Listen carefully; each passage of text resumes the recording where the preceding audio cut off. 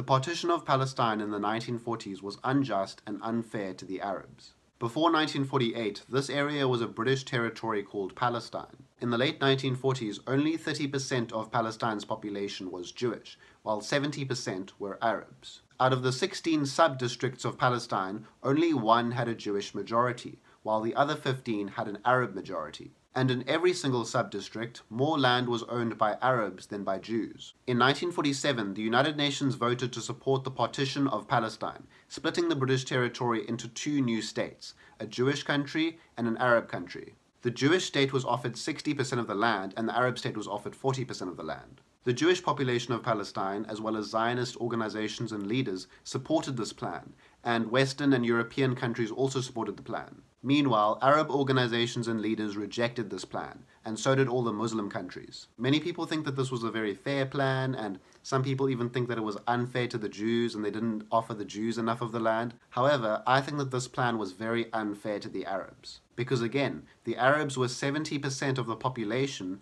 and they were only offered 40% of the land.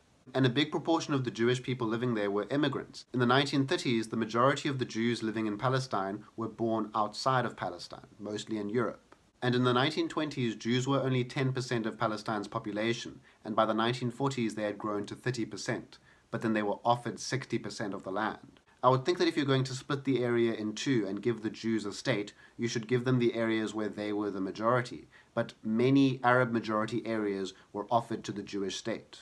It just seems unreasonable that the Arab population, who vastly outnumbered the Jewish population, and there were twice as many Arabs there than there were Jews, but the Arabs were only offered less than half of the land. What makes it worse is that after the 1948 war ended, Israel took more land than it was offered by the United Nations. In 1949, the Jewish state ended up with 80% of the land. There were 30% of the population were offered 60% of the land by the United Nations, and ended up taking 80% of the land through war. And during the Nakba, 800,000 Arabs fled or were kicked out of their homes in the area that is now Israel. 80% of modern-day Israel's Arab population was kicked out during the 1940s, and they're still not allowed to return. This left Jews being the vast majority of Israel's population. Today, 70% of Israel's population is Jewish.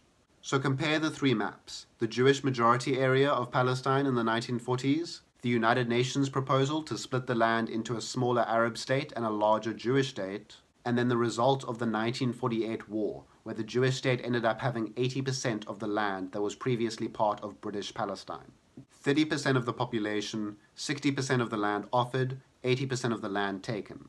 So no, the Arabs weren't being unreasonable when they rejected the partition plan. The ones who proposed this partition plan were the ones being unreasonable. It was a very unfair partition. That's not at all to say that Jews are less deserving of a state than any other group of people in the world. But I am saying that it's not fair for a minority to kick out the majority of the population from their homes and then take all their land for yourself.